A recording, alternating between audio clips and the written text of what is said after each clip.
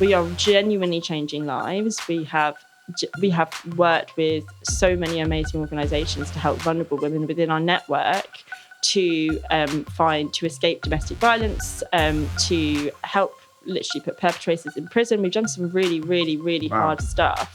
I was conditioned into believing that smart, intelligent women cannot run businesses. And I never thought that about anybody else but myself. And, I thought that being on 22 grand a year when I was 23, working a marketing job for a great company was like loads of money. But actually, in reality, that's not the case. And it took me a long time to understand. I was very surprised to have 17 girls I didn't know turn up that day.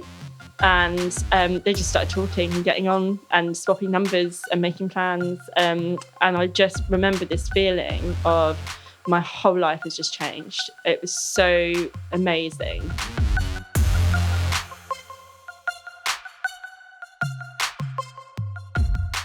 All right, Pippa Moyle, welcome to Business Flux. So, Pippa Moyle City Girl Network. Yes, that's me. Tell me why, first of all. I want to know why. What got you into that? What made you do it? It was a personal need, actually. So I had moved to Brighton, but I'll just start at the point that when I was 18, I went to Brighton and studied songwriting for a year. I also did that. Did you? I did. That's so funny. Okay, well, that's funny. Okay. BIM has a lot to answer for, actually. Yeah. I did a year, best year of my life. Still look back and go, that was just a dream. But during that time, I realised I actually really wanted to be a journalist. Okay. And rather than write music, I wanted to write words. Which I still do. So that's great. I'm glad I made that decision. So I went to the University of Sheffield for 3 years, had a really good time, but spent the whole time wanting to be back in Brighton. I had actually grown up in Luton and Milton Keynes, so very different culture to down here. And I did it. I managed to get a job in Brighton working for a really small workshop productivity management company, actually, which sort of comes up a lot over the next 10 years.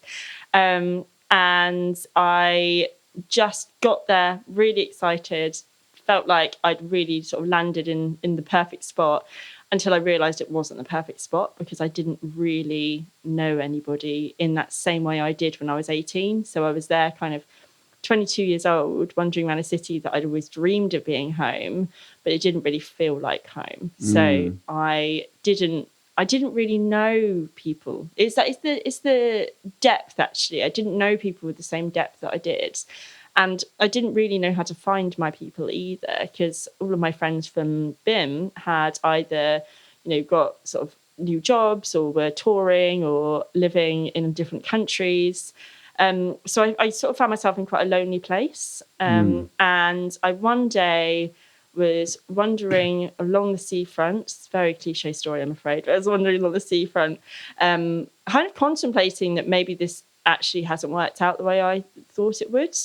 And I saw this girl who was staring out to sea and just thought, I wonder who else is feeling like I'm feeling. And I wonder how I'm going to be able to find people like this girl who was, probably just having a break from a run or something. But in my head, she was like contemplating loss or something. And I decided to create Brighton Girl at the time, it was actually a magazine. So it was a creative magazine where I could kind of share these tips and tricks and things like that of how to find people in Brighton. And I thought through that, I'll, make friends who were also wanting to write as well. But actually 6 months after that, which was on the 13th of March, I hosted my first meetup event because I realised that you can't really make friends through like creating a magazine. You're kind of just creating more work in the end. So I was just creating more work. I created this meetup. It was called the Brighton Girl Coffee Meetup, which was in Verano Lounge, which now actually it's really sadly not anything anymore, but it shut down a few years ago, became Taco Bell, and that wasn't anything. So if any investors want to go and turn that space into something amazing, it's the most beautiful building. But anyway, Okay. It's really stunning. And I sort of just put something on meetup.com of, if you want to make friends or whether you've lived here or not, come along and let's do that. It was a little bit more eloquent than that. But I was very surprised to have 17 girls I didn't know turn up that day. And they just started talking and getting on and swapping numbers and making plans. And I just remember this feeling of my whole life has just changed. It was so amazing. This just, I think I've actually found something. And at the time, I still didn't think it was a business. I think I just was creating something because I'm a creative person. And working for, well, as it turned out, working for somebody else wasn't really doing it for me. But I, at the time, was just trying to make friends and just trying to improve my experience and the experience of other people of living in Brighton. That then, 6 months down the line, was I think it had about 3,000 people at that point, which is obviously crazy. I was going to say, that's mad. It's really mad. And what's the timeline for that figure? Like, when was that? When did you hit that 3,000 mark? I think it was 6 months. So it's from March. It was October. If that's 6 months, I think it is. Okay, maybe 7, maybe 8. Thereabouts, but it's not long, is it? Not long. When it got to October, we had sort of 3,000 people, and like one of our events, someone came up to me and said, I love what you're doing here, but I have to move to Edinburgh for work. So have you ever thought about taking this idea and moving it to somewhere else? And I thought, no, I haven't actually. I genuinely hadn't. And I thought, but I should do that. You're completely right. And 5 minutes later, somebody else came along and said, I love this network, but I'm moving to Berlin. And have you ever thought about taking this somewhere else? And I thought, yeah, I have in the last 5 minutes. And it was genuine at that moment. I thought, well, I'll have to create the City Girl Network then. So that was it. Like I sort of had this idea, still hadn't quite accepted it was a business yet. It was still a project. It was still something that I was just building. And it was only kind of about a month in that I sort of thought, actually, I'm spending every single waking moment outside of my workplace on this. And maybe I could turn this into a business. Maybe I could do this, because I'd never really done events before. I'd volunteered in events and things like that when I was younger, and more in the music scene. So I'd done loads of volunteering for kind of orchestras and gigs and all that sort of stuff. But I'd never really considered that maybe events is actually something I could go into, because I always thought I'd just be a writer.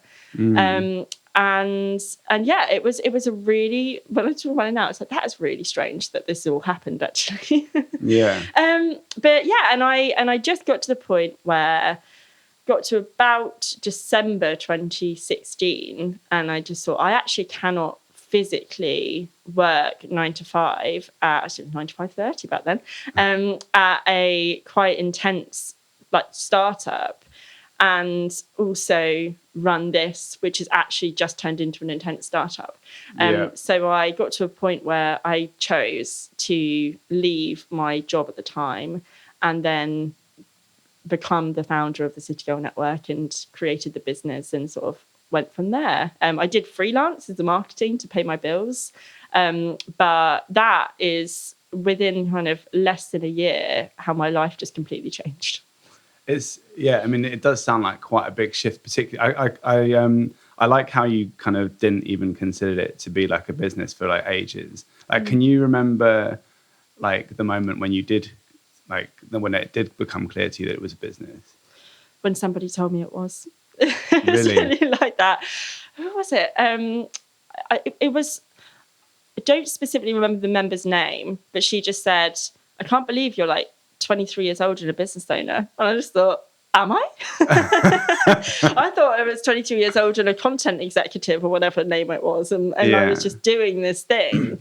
But the truth is that I was actually consuming loads of business content without really realising it. Yeah. And I have over the years actually really advocated for women to, especially young women and girls, to learn business in school, because when I was younger, I was actually rejected from the business studies course because I was a woman. So girls were not allowed to do business studies. They flat out rejected you? Yeah, because I was academic, I should say. So those who those who were getting kind of A's in subjects weren't allowed to do business studies if they were a woman, whereas the boys who were getting A's in subjects were allowed. In fact, they were encouraged into it because obviously they're going to take over the world one day. Yeah. And I never really thought that was wrong. I just thought, I guess I'll just do sociology then. I love that you didn't even question that. That's like, No. I mean, I don't love it, but I find it interesting that you didn't question that. No, and it wasn't until over the last 10 years that I've gone, hold on a minute, I'm actually massively held back here because I was conditioned into believing that smart, intelligent women cannot run businesses. And I never thought that about anybody else but myself, which is just fascinating. I would see these incredible women who were running these businesses, but a lot of the women who were getting media attention for running businesses were the ones who maybe had no GCSEs or had dropped out of their degree, or, you know, there's always like a sort of a backstory of like this amazing woman has really clawed her way to the top. Whereas those who just have always been, I suppose, the good girl who just, you know, I mean, I didn't even get my helix ear pierced until I was like literally last month because I was so scared about what my mother would think. So literally as in last month. Literally like, yeah, it's right there. Yeah. Oh, right. Hang on, this is fascinating to me. Yeah, like the blocks are coming.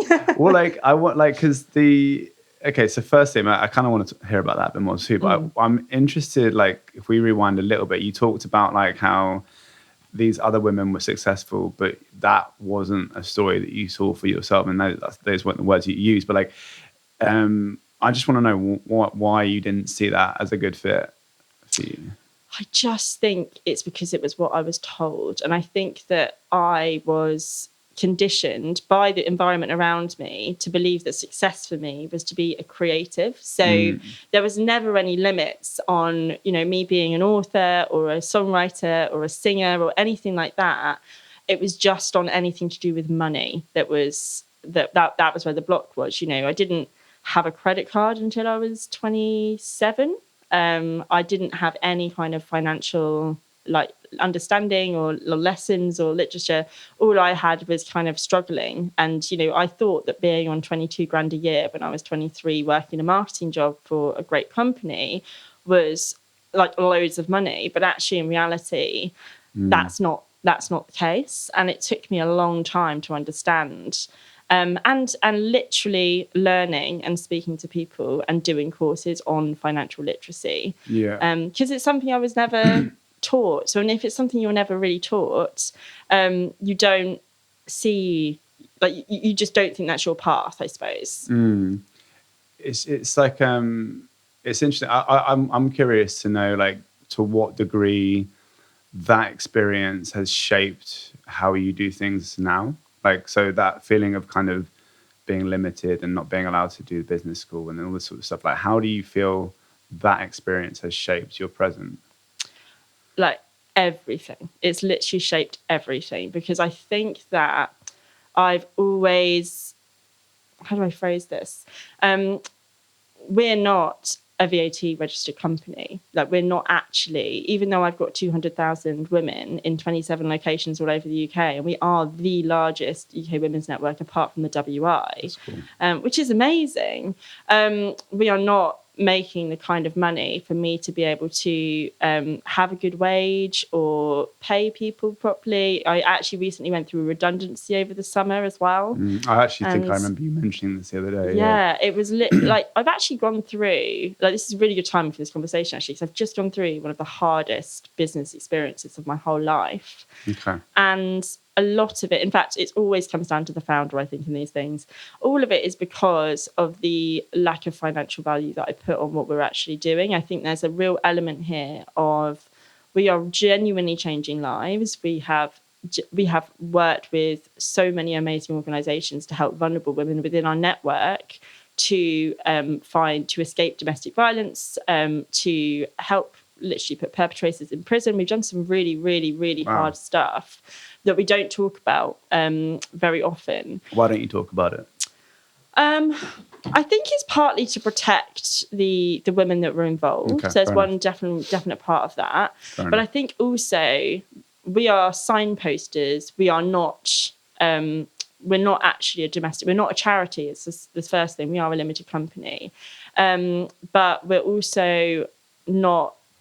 We're not trained in that. So I think that it's definitely an element of, we're not trained in it. It's not really what we're about, but it's something that we do because we massively care about these women. And when you're asking women to open up and to be a part of a community, sometimes that vulnerable space does come out, and we are the people that you turn to. The pandemic was the hardest because a number of shelters had shut down. So at one point, we were literally putting women who were escaping domestic violence onto verified, safe City Girl sofas. Wow. So we've done all of that. But equally, we've also helped women make friends, helped them get promotions, helped them pivot their careers, helped them move to different places as well. Literally last night, we launched Reading Girl, and I met 3 different people who felt Reading was a safer space for them to be in because they'd all been in Manchester or Manchester Girl or Bristol Girl, and they thought, oh yeah, Reading's going to be great because Reading Girl exists. And for those of the people who are watching don't know what you do and what give us an example of what you're doing in Reading there. We run a whole series of events. So it's all about, last night was drinks event, for example, but essentially in all of our cities, we have groups of volunteers. I've got 158 volunteers across the UK that help me with this. So it's definitely not just me that runs it. But it's essentially volunteer groups who create events programs, and they also host they have a Facebook group which is where people go for advice and recommendations, and we also do have an online magazine as well. You have to have that somewhere. But that's where we have a lot of content guides where we recommend safe spaces for women to go to, fun places to travel to, and very much kind of encapsulating what it is to be a woman in the UK. I didn't actually. I wasn't aware of the kind of the safe spaces thing. I think that's so cool, and I just think, there aren't many people doing that kind of thing. As far as I'm aware, anyway. There's a couple of bits that I want to pick out on that you just said. So, you said the lack of financial value that you place on the company. Now, talk to me a bit more about that. I think that I've actually never spoken about this before, by the way. So this is an exclusive. It's always been my problem, this, because of basically kind of Facebook, I'll be honest, Facebook comments saying, and it's not necessarily in our groups. It's kind of, you see Facebook groups, the Facebook warriors. Right. It's really silly. But a lot of people saying, oh, why should I pay to go and meet up with somebody? Why should I pay to go and go and have a drink or go to a drinks night? And why am I paying you? So we charge £3 per community fee. That is the amount that we charge. So, for example, at the time of record, tomorrow there's going to be a group of women who are going to walk around a beautiful castle in Bristol, just outside of Bristol, and they've all paid £3, and they paid £3 to turn up and be there and be with people. But the thing that I've struggled to, I can write it down, but struggled to say out loud, is that the community fee there is literally because the community will not exist without it. Because, we have extortionate insurance fees to ensure that everybody who goes there is safe. And actually, even last night at this Reading Girl launch event, she said she was so excited to come along because she just knows absolute guaranteed that somebody's going to be there. Whereas when you go to a lot of similar meetup groups where people, where it's run by people who have a really good intention, but life happens, it's not their priority, and they just don't turn up. And then there's a whole group of people who aren't safe and who were there. Whereas what the City Girl Network does is so far beyond that, because we have literally people there to make sure that person is having a good time and that person feels safe, and that, they're never on their own and they're never there. And I think that when I was younger, because I didn't have financial literacy and I didn't, I'd never seen a budget in my life really before. In fact, no, I'd literally never seen a budget in my life before running the City Girl Network. So I don't think I've really had any idea of what it would take. And I say we're not VAT registered. We're actually very close to now being VAT registered, because I recently this year created the Brighton Girl Awards, which has, and that's actually, we're launching it in 3 weeks actually at the time of record. I was going to say at the time of recording, Actually, when this goes out, you will know all about it because of how loud it was this year. So Okay. it's going to be taking place on the 19th of March. Okay. And even that's a great example of the financial value that I placed on this. I mean, this year we had 150,000 different sort of social assets that were created that were highlighting the sponsors that were sponsoring each category, which is actually something that the majority of awards do not offer. Yet it's really hard to get sponsorship, and it's really hard to get businesses to listen and to understand. Which is yet another block, many blocks. So in terms of the financial value, I think it's just taken me a really long time to understand how to actually structure ticket sales and how to actually structure the finances behind the business. And I've always been very much scraping by living on a shoestring budget because I've always had that 20-something mindset. I'm 33 now, but when I started the business, I was a young 20-something living in a house share and barely getting by. And I think that taking that mindset into the City Girl network has been both a blessing and a curse, because the blessing being that everything is organic. There's all of those people, those 200,000 people are there because they want to be there, not because they've been told by some ad or some influencer or something like that. 200,000 people are not there because I am the founder of the City Girl Network. They're there because the City Girl Network can give them something, which is really, really powerful. But the sort of curse, as I say, at this moment in time, is that we have been held back because I haven't had a handle on how to manage the money side of it, and have continued to be in this sort of shoestring budget mindset. So now that we are seeing more similar organisations to the City Girl Network pop up, which is genuinely fantastic because more and more women are finding safe spaces to be, they are also ones who have had quite a lot of money invested into it. And they are from people who are slightly older, who do have a bit more of a background and a developed background than like 2 years of marketing than I did. Yeah. So, there's a lot for you to unpack there, I'm afraid. You're right, there is. But there's if you allow me to make an observation, I'm noticing a bit of a theme that's reoccurring. Now, bear with me. So rewind back to when you were in school or uni, I can't remember which one it was, and you were talking about the business stuff. Now that was a genuine being held back because you were being held back. But I'm getting an overarching feeling that there's you feel held back in different areas. So the earring thing, for example, only a month ago, you've held back from doing that until a month ago. And now you're talking about, you're holding back because of, you feeling held back in this area. So I'm just wondering, what do you feel, and perhaps this is maybe too broad a question, but what do you feel is holding you back in these scenarios? I think it's the age-old thing of the expectations that I've placed on myself. Okay. Because I think some of it comes back to being a high achiever when I was younger and wanting to please. I mean, I am a chronic people pleaser, which I'm certainly getting better at the older I get. Part of that's actually because in the last year I have been diagnosed with a chronic illness. So I have something called POTS, which is unfortunately growingly common, but essentially it means that standing up for too long sometimes means that I pass out. Or get very dizzy, and it can really floor me as well. So, but the other thing is that I have a heart condition, which until recently I thought I'd have to have surgery for it in the next 5 years. But I have actually just found out that it's not as bad as they thought, which is a real relief. Good. I'm glad to hear. But I have to say, all of this is only literally 2 weeks ago, I've only just sort of found out exactly what's going on. But for the last, I say a year, it's actually been 2 years. Yeah. I have been battling between health, which is feeling dizzy, really struggling at networking events. So in the last 6 months in particular, at the time of record, which I should say is November, I haven't been able to go to as many networking events because a lot of them are standing. I just can't stand up for too long, and it sends my heart rate really, really high, to sort of 200s beats per minute. Wow. Okay. Usually down from kind of 50, so it's quite quite a stretch. Yeah.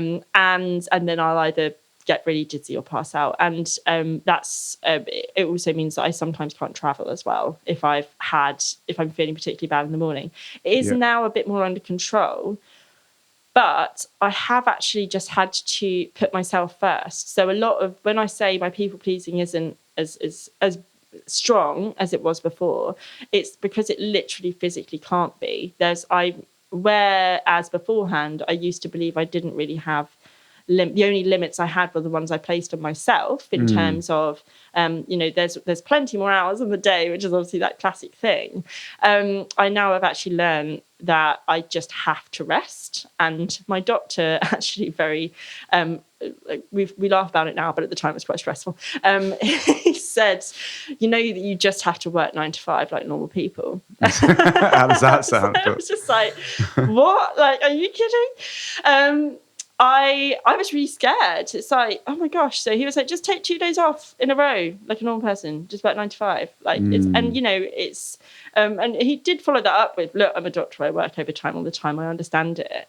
But I did have to reprioritize. I did have to think, I actually physically cannot do the work in the same way that I was. I can't be going to meetings that aren't actually very relevant for where we are.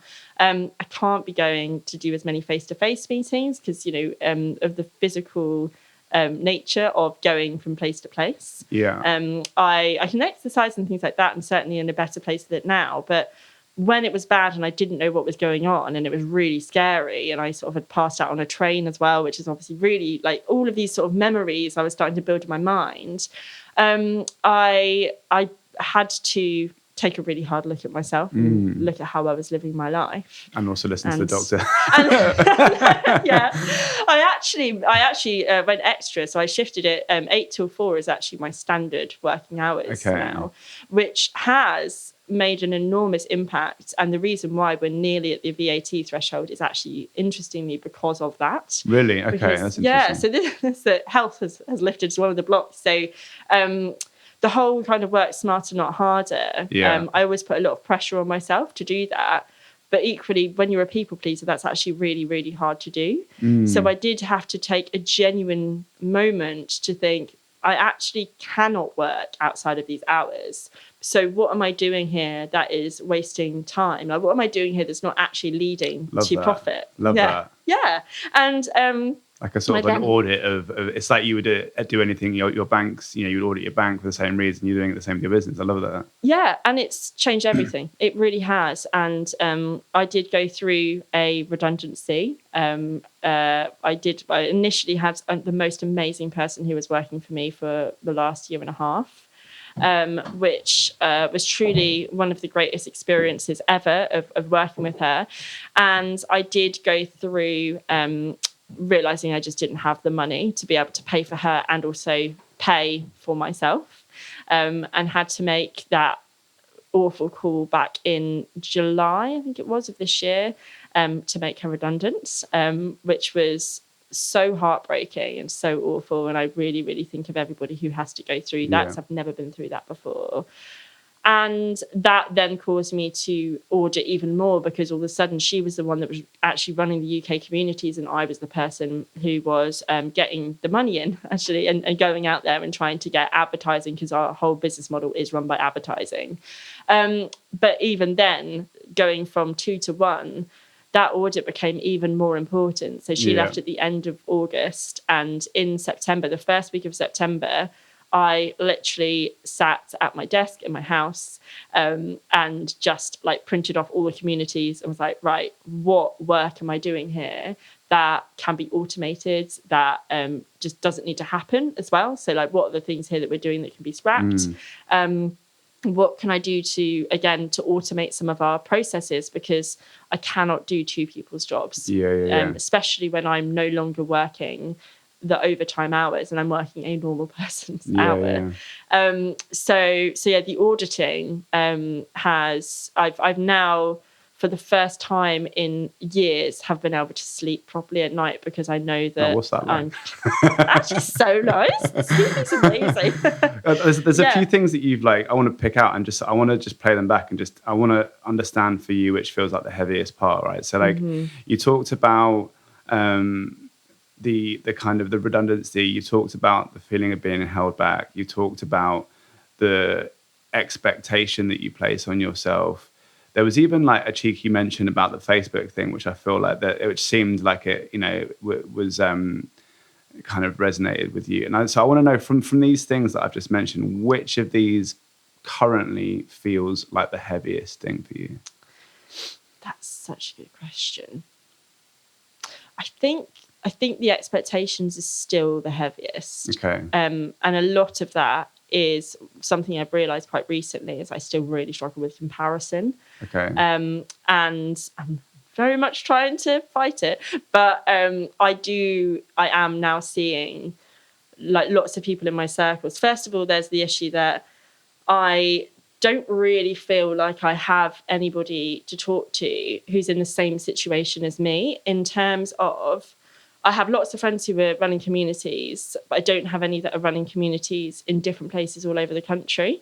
Okay. But yeah, you're still comparing yourself to others. I know. So it's quite difficult, isn't it? So who are you comparing yourself to exactly? You just told me there's no one. Me. Because like, I know. So tell me about this expectation that you place. So there's two things. This feels like a two-parter, right? Because you've got the expectation that you place on yourself, and then there's that comparison to others. So like, let's which one do you want to go with? I think so. Comparison is me showing up as an entrepreneur. Okay. And then I think that the expectation is possibly, and maybe it is me as an entrepreneur, but I think the comparison is definitely me and how I literally physically show up as an entrepreneur. And I'm going to just start with that one in that LinkedIn's quite hard for this actually, where my feed, which I'm actually trying to change at the moment, is full of a lot of these incredible, powerful, vibrant, amazing women who are they just seem to be more bold and confident than I am. Hang on, we're now back to Pippa from at school now. We're now back. She's still in there. She's still doing the thing. Like, so I've only just got the helix piercing. Yeah. Because like, I mean, I understand. I can understand what you're saying, but like when. And I think that's great that you're curating your feed as well, by the way. So I think more people should do that. Yeah. But like what would you say is the impact on you personally of that comparison? Definitely a feeling of inadequacy, I think. I think when that is why I've been curating my feed, because I've had to think the one thing that makes everything so different about the City Girl Network is actually the fact that it sort of started from an idea and it really was one of the first of its kind in this space. And I very much have had to do everything and learn everything on the way. Right. There was no real business school or anything like that. I did go to an entrepreneur program, but it definitely did not prepare me for the business world. So I think, I'm trying to think of my other point that is now just no, that's fine. Let's stay with where you're at. Like, I mean, like, so like the heaviness of this is the impact of this is that feeling of inadequacy. Like, if you didn't feel inadequate and let's say your relationship with comparison were to improve and to change, how do you think you would show up differently for your business? I think how would I show up differently? That's a very good question. And Steve, you're so good at this. I think I'd just be myself, actually. I think, which I do feel I'm doing more and more of. But just thinking about how I show up, I think that I do sometimes wonder if maybe in terms of financial success, the less time I worry about what other people think of me and how I should be showing up as well, and how I should be writing my LinkedIn posts and how I should be saying things. The reality is that yes, I have created this. And I totally appreciate it's a very incredible business to have that many people who are really excited and interested in what I'm doing. But behind all that facade, I'm an ordinary person living quite an extraordinary career. and that's also my whole motto, is to live an extraordinary life in an ordinary way, in terms of I live very happily with my partner and my dog.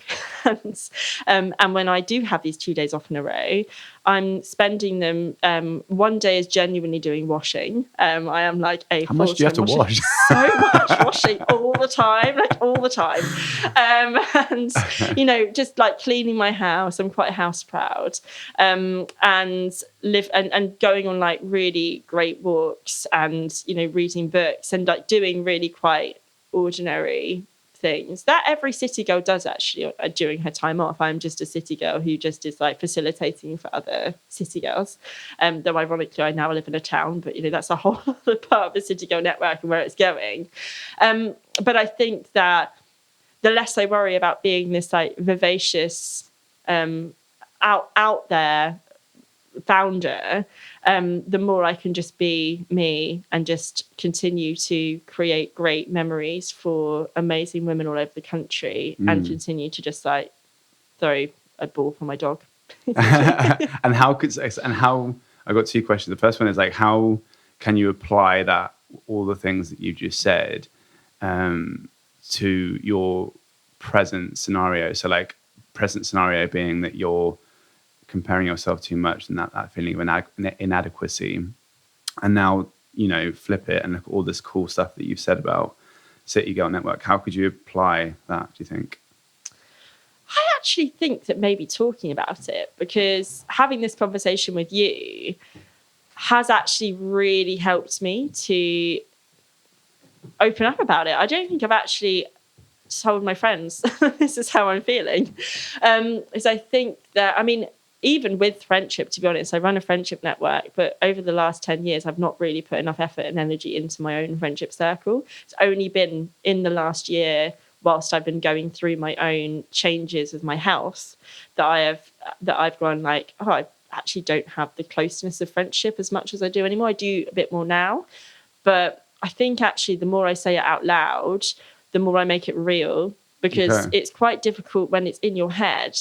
I have written about it in a column that I write for Dynamic magazine, but there's a difference between writing something cathartically that you don't know who's reading, and actually saying it out loud to somebody that I have known you for a very long time. So I actually think saying it out loud, and making it real and facing it, because I certainly know that now I've said it, it's chipping away at something that, because the truth is that none of the things I'm feeling actually exists. Yeah. And I am just me and my person, and, you know, nobody can create the City Girl Network in the same way I have. Just like if somebody else had created the City Girl Network, it would look completely different. And yeah, I think I just need to go to therapy, actually.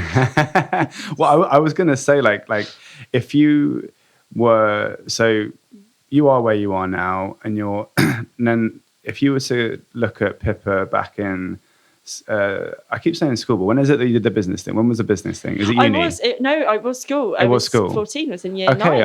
Okay, for some reason I thought I was wrong about that. Okay, so if we look at where you are now, and then Pippa when you were at school, and having that, you know, that comparison thing where you were saying like, oh, like, you know, I could see all these successful women, and that wasn't for me or whatever. What would be one piece of advice that you would give that Pippa now? Oh, just be bolder and be braver. Like the if I just talk about the helix piercing is quite a good example. The reason why I didn't get my helix pierced is because of my mother, who I love to bits, and she's amazing, but she's also scared of the world, and, you know, she's scared of things she doesn't know, as loving parents are. And so I didn't. And every time I'd say, literally over the last 20 years, it was, oh, I really want my helix pierced. And it's just like, oh, no, don't do that because you won't get a job. Like, don't do that because, you know, you don't know. It's like, it's the same thing about tattoos. So I need some more time on that.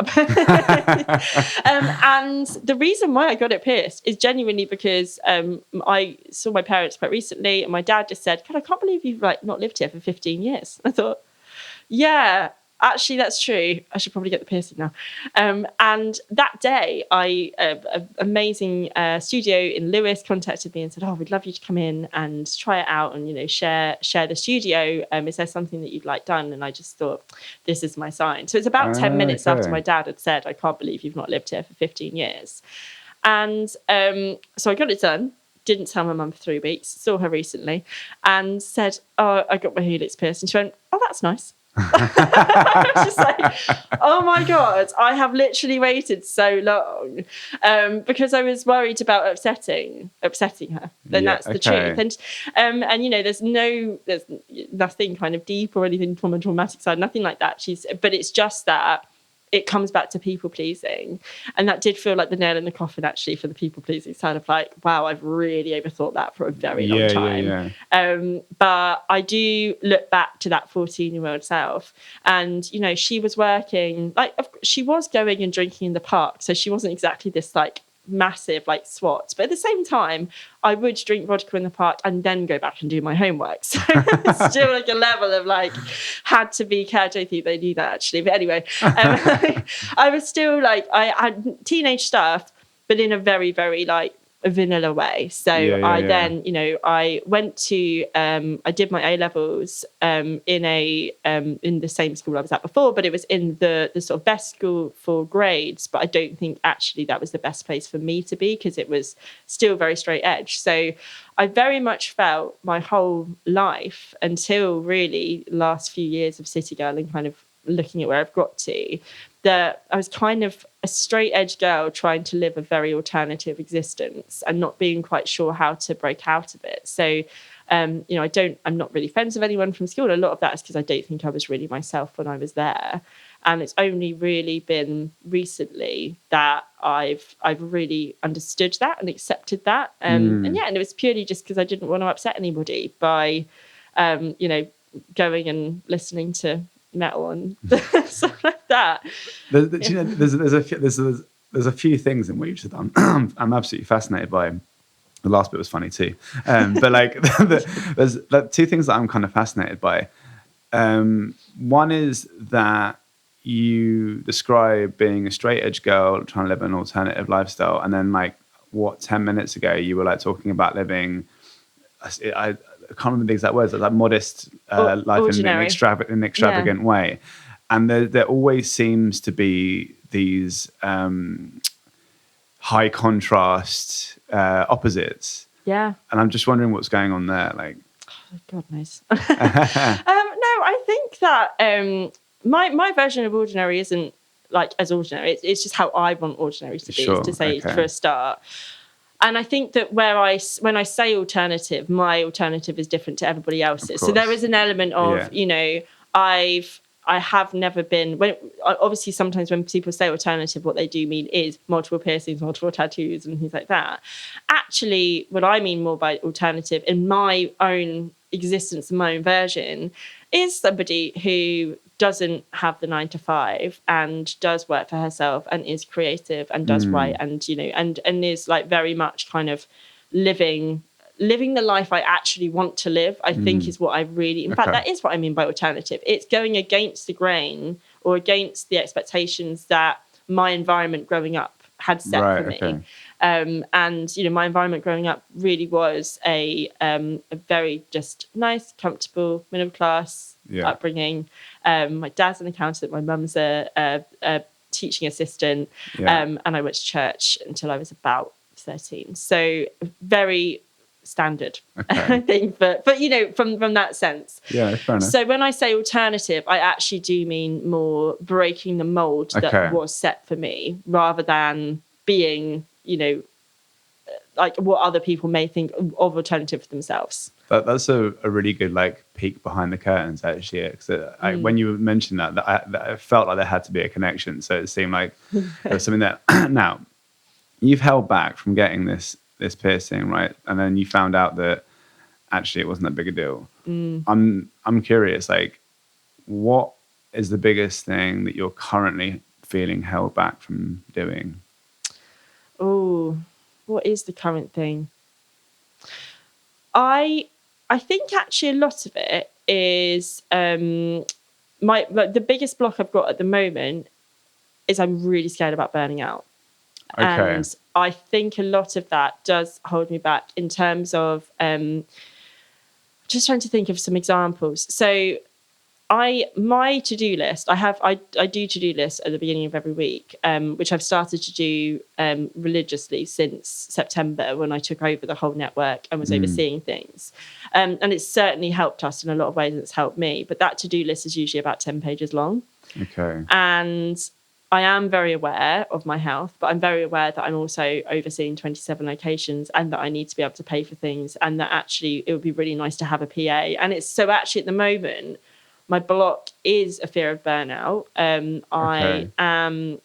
also very conscious of my nervous system as well, because I've always suffered a bit with anxiety. Yeah. And it's no wonder, because it's quite anxiety inducing when you're running a business in general.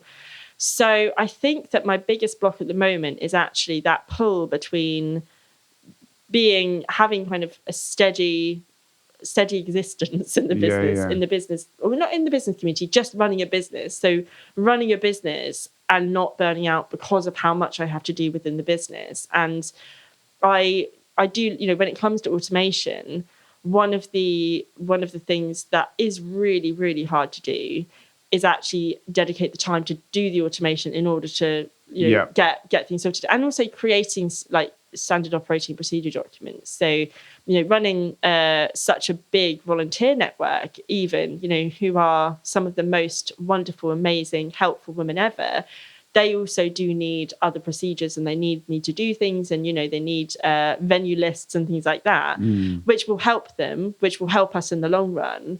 But it's working out what to prioritize now, in terms of kind of putting the blocks, like not the blocks, but the building blocks in place. That will help us in the long run, while simultaneously needing to make sure that I'm paying my rent every month. Yeah. And our business bills as well, because they're not as high as you would expect for a business, because we're a fully remote company, but we still have bills to pay. But because I think I find that often when I work with people, like when they first come to me, they're trying to fix a big problem. Whereas like what I like to do is try and look at the smaller things that we can look at. So for example, like if we imagine that you've got this like 8 or 10 pages of to-do list, like what one small action do you think you could do that would have actually quite a big impact, if you just focus on that one thing, right, and then forgot about the rest for the time being? Oh, what is a small action? I'm now going through my to-do list. It doesn't have to be a thing on your list. It could be like, I don't know, maybe you say like, that small action is actually going through your to-do list and figuring out what doesn't need to be on there. I don't know. I'm just throwing things out there, but I want this to come from you. So like, my question really is, what one small action could you take that would have an impact, a high impact for you? The best, I know exactly what this is. So I know when I'm feeling overwhelmed, because my inbox isn't at zero. And since September, when I really sort of, things have really changed, turned around, which is amazing. But that is because most weeks my inbox is down to zero. And that doesn't mean that I've responded to everything. It means that I've let and I should say inbox at zero by Friday. Sorry, just to be a bit clearer about that. I will just simply, anything that does not need to be handled before the weekend goes into the next week folder. And then on the Monday, I will put the next week folder back into my main folder. And that is the best thing, because it means that I have more clarity over the week ahead. So every Friday, and again, this is such a sign of my overwhelm, every Friday, I look at that to-do list. I actually tend to look at the to-do list or review it on a Wednesday and go, what doesn't need to be on here? What was I thinking on Friday last week, and then Monday that actually was just me going, oh, that has to be done, but it doesn't have to be done. Because there's also a lot of that as well. I think everybody can relate to running a business and thinking, oh, I should really do that thing this week that doesn't need to be done. So I would, on a Wednesday, review the list that I'd signed off for myself on a Monday. And then by Friday, again, look at it and go, right, what has to be done? otherwise I cannot finish work. Okay. And then I'll work through and I will do that immediately. It's that kind of eat that frog thing. Yeah. That's the second time this has come on an episode, actually. so good. So I would do that on a Friday straight away. Yeah.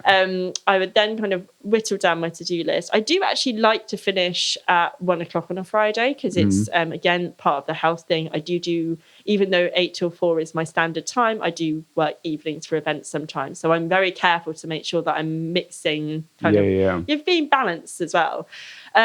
So essentially work through that on a Friday morning, prepare the to-do list for next week, clear my inbox, and put my, sometimes I put the out of office on with the sort of I'm no longer working, see you on Monday, if it's relevant and if it's necessary. But then that for me means that I can actually rest and I can actually go through the weekend without that anxiety of, oh my gosh, I haven't done that. I'll have to do that on Monday. I'll have to do that. Because Sunday Scaries isn't just about having a job you don't like. It's about the fear of messing up the job that you love. Right. I hadn't had it put that way. But okay, so tell me, summarize for me what the small step is, and then connect that to how it might help with the burnout feelings and how it might help with the overwhelm. I would say it's about accepting what you can do and in that moment. So the small thing is clearing the inbox to where you are comfortable with ending for the week. Okay. And I would also say on the days when I can feel that feeling of overwhelm, I do exactly the same thing. And I can, I've sort of gone through enough in the last 10 years to understand that when my gut is feeling tense and really kind of, oh my gosh, something bad is going to happen, that's actually just my body saying, you're really tired, you should take a break. Yeah. So it happens maybe once every few months where on a random Tuesday, I'll get this kind of just literally feeling in my gut right there, thinking like something bad is going to happen.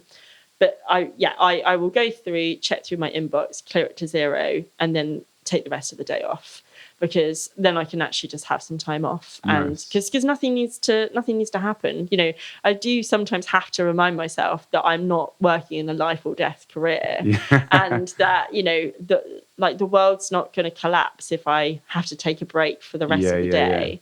And if I have to take a random Friday off, like I've literally just at the time of record today in November booked for a day off in December, a Friday off in December, so that I can go to a relaxing retreat morning, because I recognise that by the time I get to that date, I am going to be very tired, because we do have the launch of the Brighton Girl Awards, which will be almost sold out of 150 people. Nice. And a lot is going to be happening between now and Christmas, let alone all the Christmas admin that needs to be done. So I booked that time off. So I suppose when it comes to the thing that's going to help, for me, it's definitely about just accepting where you're at, and if something has to be done, it will show up for you, and it will say, you are not going to be happy if you don't do me this weekend or before the weekend. And I don't, perhaps I shied away from it when I was younger because I didn't know what that feeling was and would kind of like get myself overwhelmed by it. Yeah. But I certainly now have a much, much clearer idea. And you can tell, every month we are increasing in the amount of money that we're getting, and I don't, like I said, I am sleeping at night, I am paying my bills, and I am feeling a lot calmer, but there is still this visceral in the back of my mind going, do not overwhelm yourself, do not burn out. And I think sometimes you need that as well, of like that kind of clarity of, you need to have something in the back of your mind thinking, remember your values, remember that you have health and you need to look after it. And ultimately, when it did come down to health, the biggest lesson I've learned in the last 2 years was going through this horrible thing is that the entire business will not work unless I am working. Right, okay. So, your health, my health is wealth when it comes to this business and also my life. But, you simply cannot, if you do not take a moment to look after yourself and prioritize your health, then everything that you've built will not be there in the same way that it is now. I love that.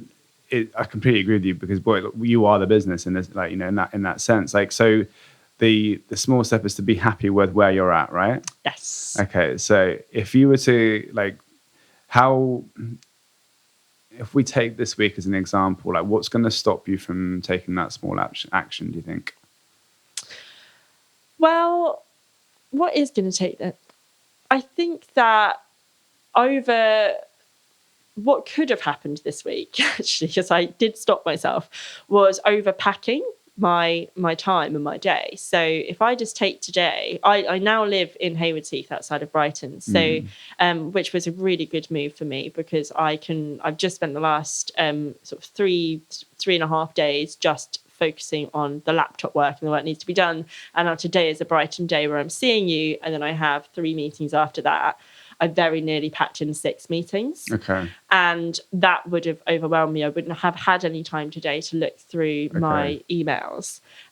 Tomorrow I am then going to a big London networking event, which is a Saturday, which I would never usually do, but this one is a particularly important one. So I think that by me saying no to some of the meetings that I was offered today has definitely helped me to be able to have a bit of a clearer run through for next week. Okay. I've also already prepared my to-do list for next week as well. So it is accepting where I'm at in that sense. There's still bits to do, but I've made it so it's a manageable thing so that I can still finish tomorrow and start fresh on Monday. And then again, being aware that I have this week just worked a 6-day week, not 6 weeks. It feels like 6 weeks right now, but but no, it doesn't. I'm about to work a 6-day week. This is a 6-day week. So next week I'll be very careful to do some early finishes and to make sure that I am finishing very early on Friday. And again, constantly checking in what needs to be done, what's important, what doesn't. And how will you remind yourself of the importance of doing that next week, do you think? I literally have a note on my desk. Have you? I've got a note on my desk. What does the note say? It says, don't overwhelm yourself. Does it really? Yeah, love that. I do actually have it. I'll share it on socials. Yeah, don't overwhelm yourself. And that is like it. I possibly need to change the wording because it's a bit negative. How would you change the wording? How would I? Possibly. I think when's your next break? Maybe asking myself a question. When's your next break? Leave it open. That's actually what inspired me to take this Friday off in December. Was the rest thing that I'm going to is run by a friend of mine, and she put on Instagram this morning, like, remember how important it is to rest. And I thought, I'm going to book into that because I keep meaning to, and it's on a Friday morning in Hassocks, and I know that it will make me feel so good. It's only 45 minutes, and it's a nervous system reset, and it's like a tenner to make yourself feel better. I just think it's great. So yeah, I think when's your next break is the core thing. That I am actually going to change that. so I mean, you have to talk these things through to be able to go, oh, actually, that's not as good as maybe you're being a bit harsh on yourself. Just say, don't do these things. Maybe just prompt yourself. I love that. I think I'm glad that came out of that, because I think you're less likely to do something if like you don't feel great about the note, right? Yeah, exactly. So don't overwhelm myself. Wow, what do you know? Yeah, what does overwhelm mean anyway? Yeah, exactly. Well, thank you so much for coming on Business Box. There was a lot of stuff in there, so hopefully we picked out some nice bits and went through them. We certainly did. Definitely did. Yeah. Thank you so much for having me as well, and I'm very excited to hear the rest of your guests. Great.